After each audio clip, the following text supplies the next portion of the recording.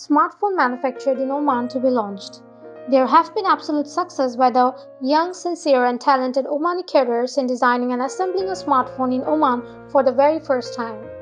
Mersal and Omani team has been successful to design and manufacture a smartphone to meet everyone's requirement with international standards approval. The name of the phone is M7 or Mersal 7 in accordance to the company's name, while the number 7 comes from the size of the screen of the phone.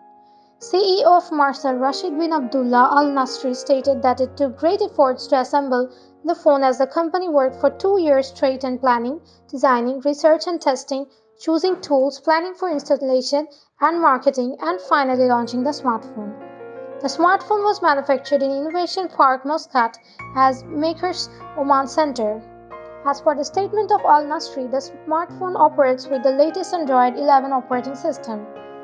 The phone has been manufactured to operate through 4G cellular networks. Besides, the company is striving to assemble a phone for quick dealing with data by making it suitable for 5G networks. The weight of the Mersal phone is 215 GSMs with RAM 6GB, ROM capacity of 128GB and 7-inch HD display.